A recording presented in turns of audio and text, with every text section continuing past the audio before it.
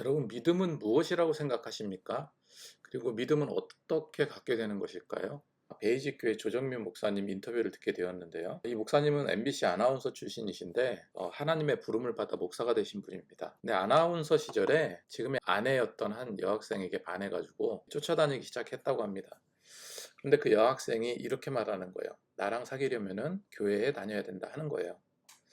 그때 조정민 목사님은요, 일단 그 여학생과 사귀어야 되니까 교회를 좀 다녀보자. 그리고 나중에 결혼하면 천천히 교회를 끊게 만들겠다. 이렇게 생각했다고 합니다. 그런데 교회 나간 첫날부터 굉장히 큰 충격을 받았다고 그래요. 교회 가봤더니 많은 사람들이 불을 꺼놓고 죄다 그냥 따따따따 하면서 방언으로 기도하는 그런 교회였다고 그래요. 그러니까 충격을 받은 거예요, 이 목사님이.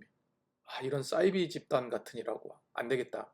그때부터 이 목사님은요, 기자였잖아요, 당시에. 그래서 이 교회를 내가 잠입 취재하는 그런 기자가 되자. 그래서 이제 이단 사이비는 물리쳐야 된다. 이렇게 생각했대요. 그래서 그런 시사 고발 프로그램 방송을 제작해야겠다는 생각을 했다는 겁니다. 그래서 이제 교회에 대해서 어쨌건 알아야 되니까 이것저것 알아보고 사이비에 대해서도 열심히 팠대요.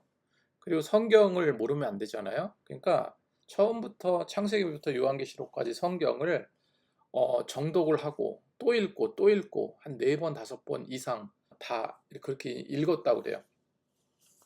그런데 그 목사님이 고백하는 것이 성경을 그렇게 읽으면 읽을수록 뭔가 모르게 마음속에 뭉클함이 다가오기 시작한 겁니다.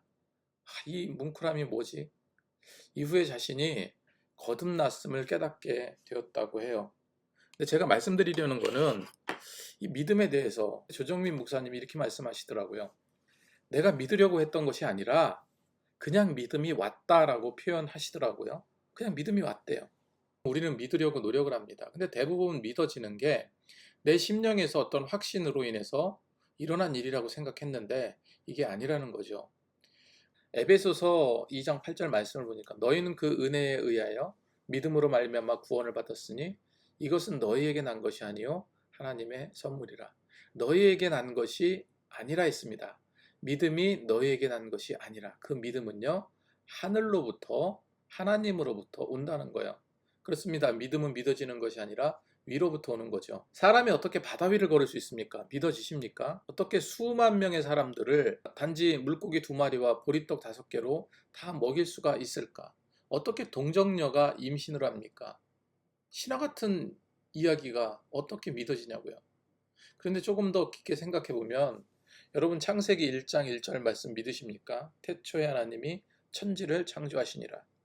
이 말씀을 믿으신다면 하나님은 세상에 아예 없는 것들도 생겨나게 하셨던 분인데 없었던 것도 있게 만드시는 하나님이신데 그깟 바다 위를 걷는 거, 죽은 자를 살리는 거, 동정녀가 잉태하고 걷지 못하는 자가 걷게 하신 거, 그건 하나님이 세상을 창조한 그 솜씨에 비하면요 정말로 아무것도 아닌 거예요.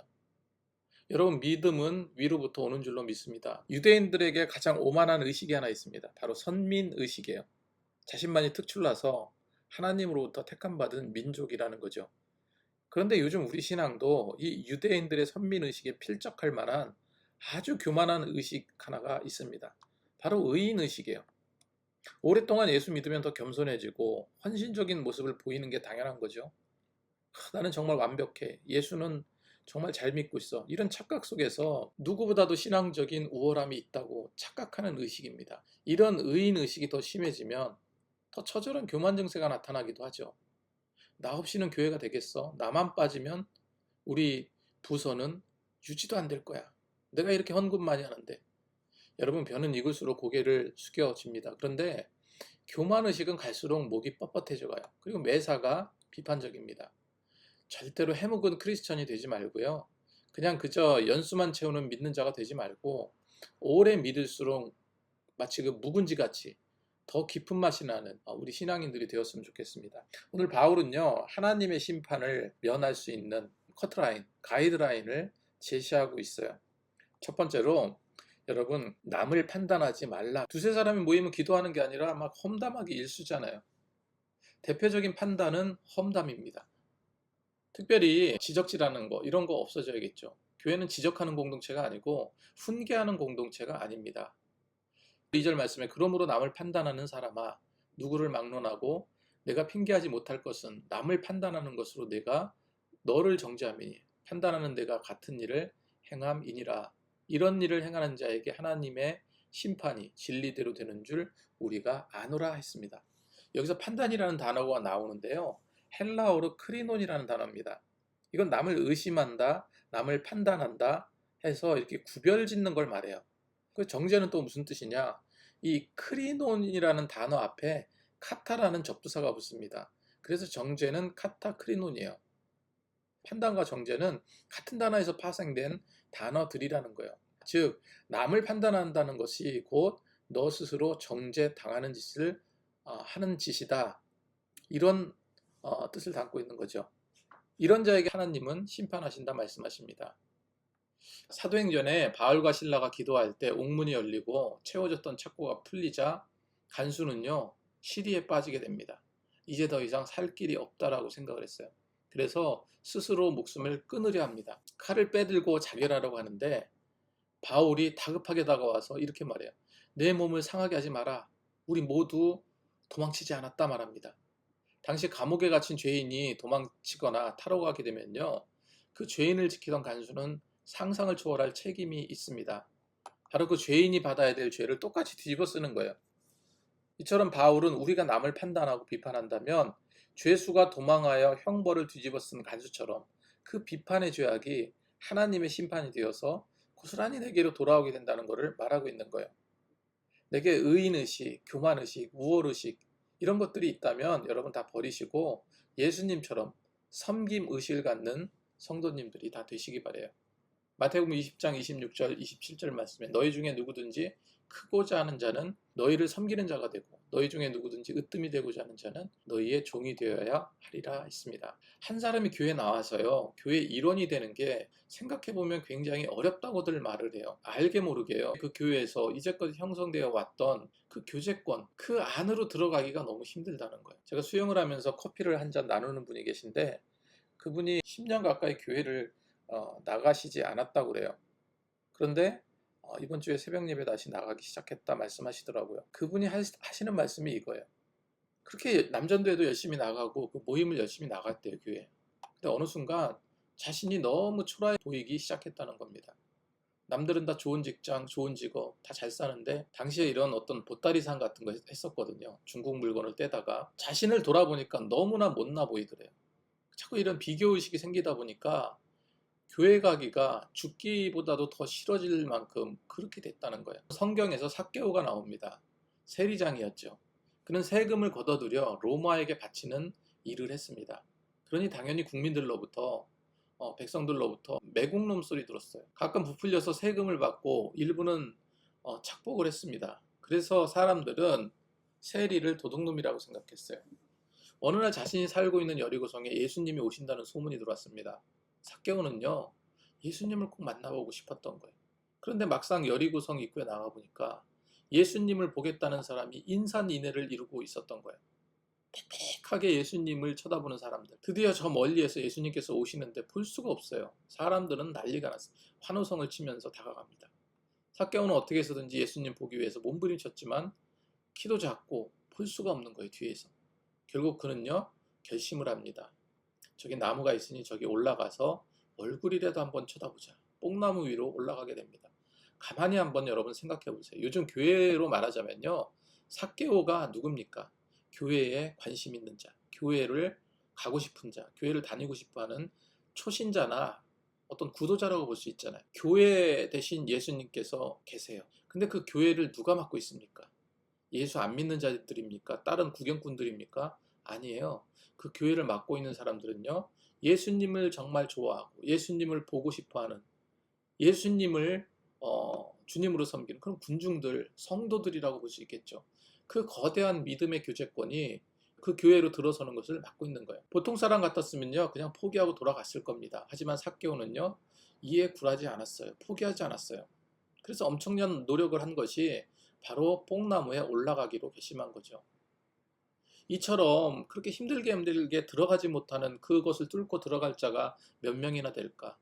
삭개오처럼 뽕나무에 오를 만큼 결심할 자가 몇 명이나 될까? 내가 내 스스로 노력해서 교회 다니겠다 말하는 사람이 또한 얼마나 될까요?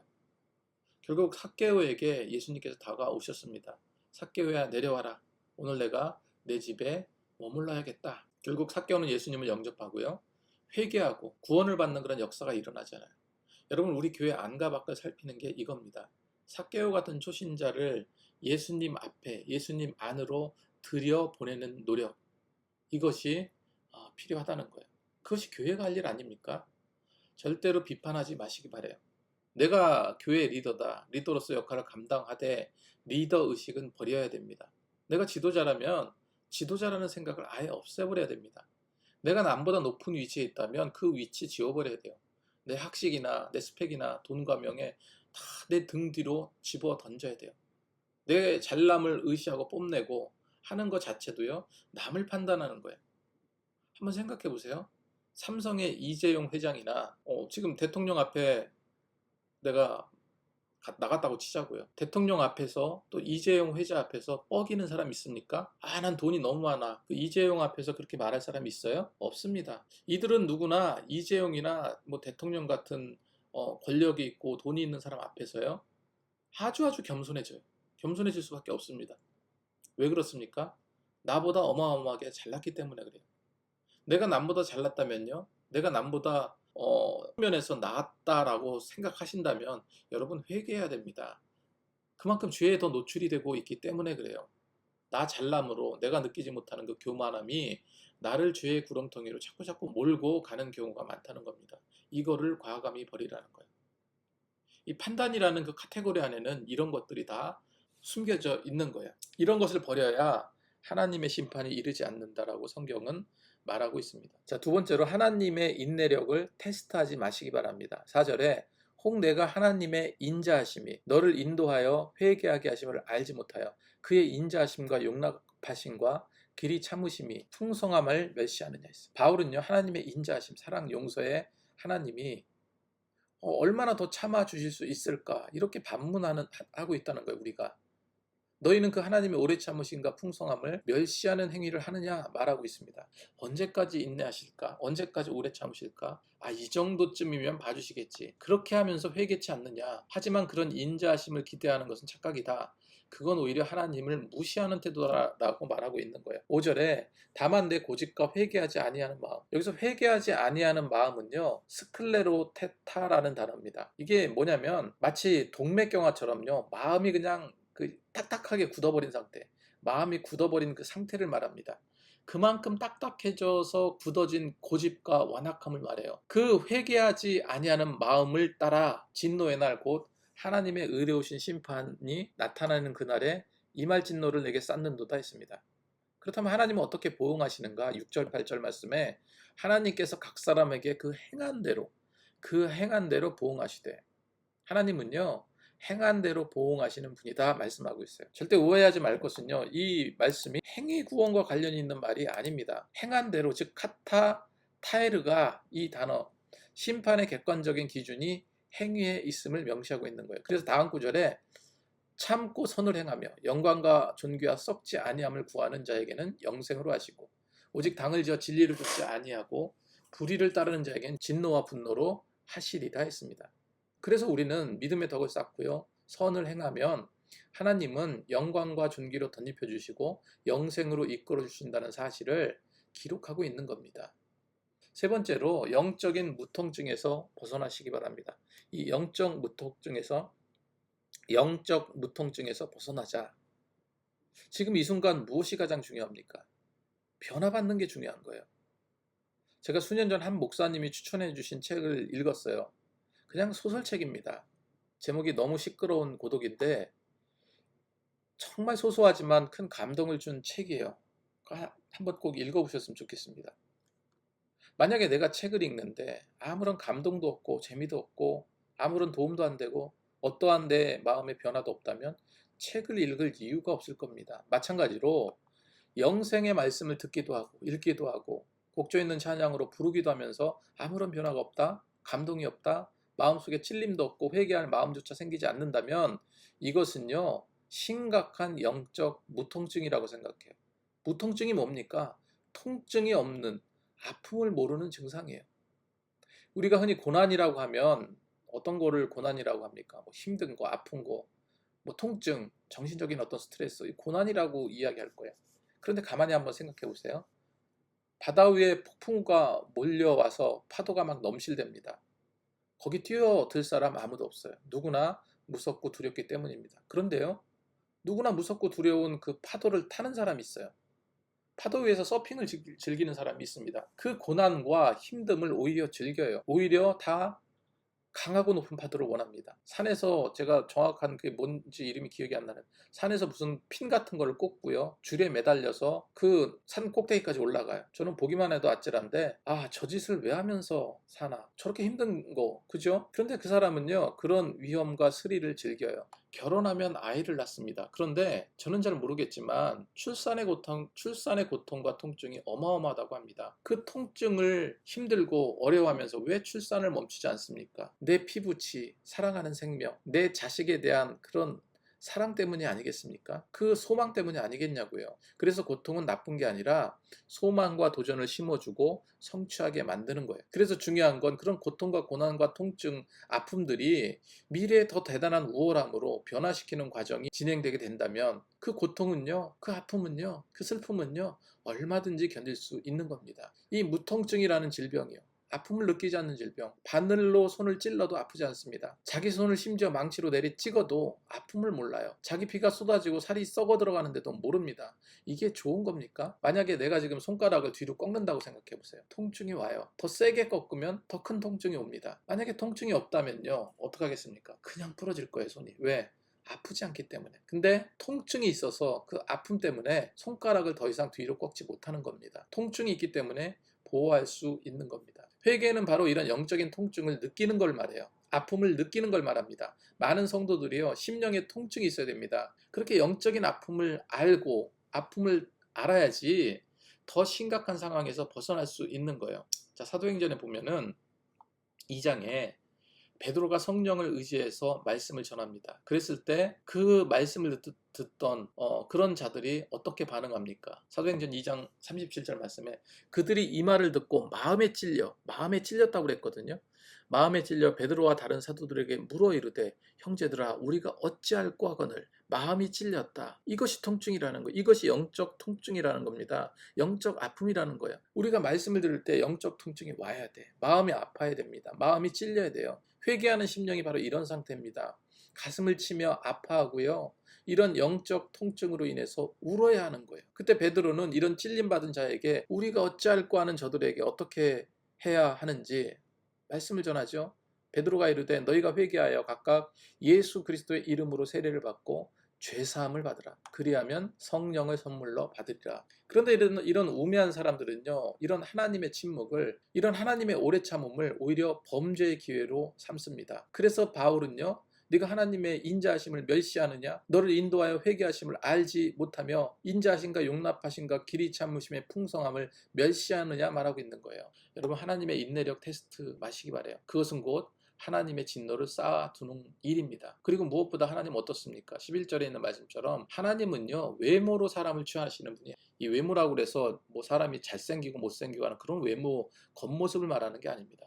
외모는요, 프로소폴렘푸시아라는 단어로 편애를 말하는 거예요. 편애. 여기 외모라는 것은 어떤 신분의 높낮이나 혈통의 중하고 귀한 것, 또 율법적으로 많이 알고 적게 알고, 율법의 소유 여부, 이런 것들을 말해요. 하나님은 이런 것으로 사람을 하나님은 이런 것으로 사람을 판단하지 않으신다는 거예요. 이는 하나님의 공평하신 성품을 뜻하는 그런 핵심 단어입니다. 여러분, 하나님은 겉모습 보이시지 않아요. 우리 심령의 영적 통증을 보고 계십니다. 세상 속에 끊지 못하는 불의는요, 과감하게 끊어버리시고 끊을 거 끊어야 됩니다. 그래야 살 수 있는 거예요. 나를 살게 하시는 것은 예수 그리스도이세요. 나를 세상 가운데 이기게 하시는 것도 바로 예수 그리스도의 보혈의 피의 공로입니다. 그래서 요한일서 5장 4절 5절 말씀에 무릇 하나님께로부터 난 자마다 세상을 이기느니라.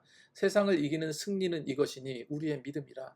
예수께서 하나님의 아들이심을 믿는 자가 아니면 세상을 이기는 자가 누구냐 했습니다. 세상을 이기게 하는 분은 오직 예수님이세요. 내 못된 습관 끊어내야 돼. 모든 것을 끊게 하시는 분은 예수님이십니다. 그래서 우리는 영적인 무통증에서 벗어나서 하나님 뜻대로 살 수 있어야 됩니다.